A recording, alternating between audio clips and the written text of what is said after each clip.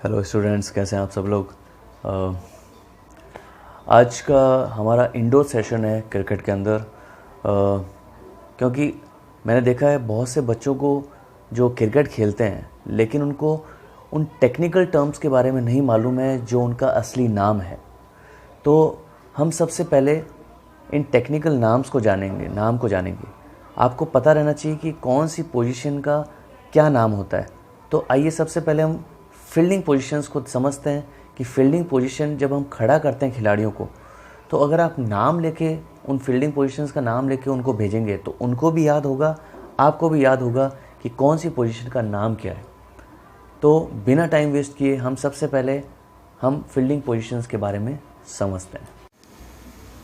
आज हम जानेंगे कि कैसे फील्डिंग पोजीशंस के नाम क्या क्या होते हैं, जिससे आपको बच्चों ये पता चल जाए कि कौन सी पोजीशन को क्या कहा जाता है।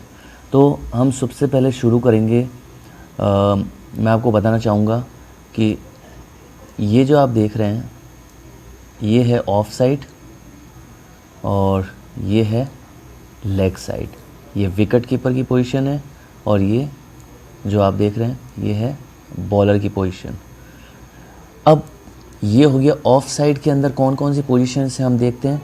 पहले तो विकेट कीपर, उसके बाद में स्लिप, जहाँ पर सारे टेस्ट मैच के अंदर स्लिप्स लगाई जाती है, वनडे में थोड़ी बहुत लगाई जाती है स्लिप्स। और ये है गली पोजीशन। उसके बाद में आता है यहाँ पर पॉइंट, जहाँ पर जॉन्टी रोड्स, युवराज सिंह ये सब फील्डिंग करते थे, क्योंकि बहुत इंपॉर्टेंट जगह है, बहुत तेज कट लगते हैं यहाँ पर और बॉल को बहुत फास्ट पकड़ना पड़ता है। तो यहाँ पर बहुत फुर्तीले खिलाड़ी अगर आपके पास हो तो उनको यहाँ पर लगाइए। फिर आता है कवर पॉइंट, बिल्कुल ऑफ में है। उसके बाद में कवर से शॉट लगते हैं तो कवर्स कहलाएगा। ये है एक्स्ट्रा कवर, प्रोटेक्शन देने के लिए कवर को। और ये जो है डीप एक्स्ट्रा कवर, अगर बाई चांस कवर और कवर पॉइंट और कवर से बॉल निकलेगी तो डीप एक्स्ट्रा कवर बॉल पकड़ लेगा। अगर ऑफ स्पिनर बॉलिंग कर रहा है तो डीप एक्स्ट्रा कवर रखना बहुत ज़रूरी है, ये बच्चों आप ध्यान रखना। उसके बाद में मिड ऑफ और ये हो गया लॉन्ग ऑफ। अगर वो यहाँ पर खड़ा है खिलाड़ी तो ये कहलाएगा मिड ऑफ और ये कहलाएगा लॉन्ग ऑफ। ऐसे ही ऑफ स्पिनर के अंदर लॉन्ग ऑफ, मिड ऑफ और डीप एक्स्ट्रा कवर होने बहुत ज़रूरी है। और फास्ट बॉलिंग के अंदर जब आप कर रहे हैं तो थर्ड मैन कहलाता है। जो सबसे पीछे विकेट कीपर के खड़ा रहता है वो है थर्ड मैन। थर्ड मैन की पोजीशन बहुत इंपॉर्टेंट है। तो बॉल थोड़ी सी भी टच निक लगेगा तो वो सीधा थर्ड मैन से पीछे चौका जा सकता है, इसलिए थर्ड मैन होना बहुत ज़रूरी है। अब ये है फाइन लेग, जब बैट्समैन फ्लिक करता है लेग साइड में तो फाइन लेग कहलाता है। उसके बाद में ये है स्क्वायर लेग। यहाँ पर जब आपको बिल्कुल हल्के से ग्लांस करेगा, जैसे कि आप देखते हैं कि बहुत से खिलाड़ी आजकल आईपीएल में बहुत अच्छे फ्लिक करते हैं और बॉल स्क्वायर लेग से होती हुई 4 अंक ली जाती है। डीप स्क्वायर इसकी भूमिका बहुत रहती है, इसके पास कैचेस और ये सब बहुत आते हैं जब स्पिनर्स बॉलिंग कर रहे होते हैं और फ्लिक के अंदर करते हैं जब ग्लांस करते हैं। और ये है मिड विकेट। मिड विकेट ज़्यादातर यहाँ पर जब कैचेस उछलते हैं तो ये मिड विकेट जो प्लेयर होता है वो कैचेस पकड़ता है।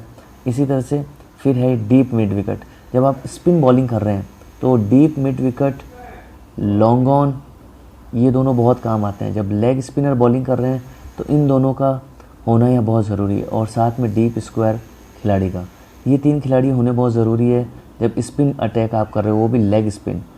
तो बच्चों ध्यान रखना कौन सी टाइप की स्पिन में खिलाड़ी आपको डीप में रखने ज़रूरी है, तभी आप कर पाएंगे अच्छी कप्तानी और अच्छी फील्डिंग आप सेट कर पाएंगे। तो बच्चों ये था हमारा फील्डिंग एनालिसिस और फील्डिंग के नाम पोजीशंस के। तो ये बच्चों आप देखें इनको और इन पोजीशंस को याद रखें।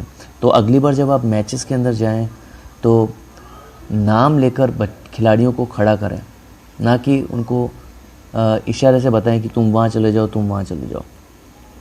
तो अब आपने जाना कि कैसे फील्डिंग पोजीशंस के नाम क्या क्या होते हैं। तो जिन बच्चों को नहीं पता था उनके लिए काफ़ी इन्फॉर्मेशन वाली ये ट्यूटोरियल है, और जिनको पता था वो बहुत ही अच्छी बात है। और अगर कोई मुझसे भूल चूक हो गई हो तो मैं माफ़ी चाहूँगा, लेकिन जितना मुझे मालूम था उतना मैंने आपको शेयर किया। तो hope you like this tutorial, like, share and subscribe. तब तक के लिए गुड बाय फ्रॉम देसी क्रिकेट। नमस्ते।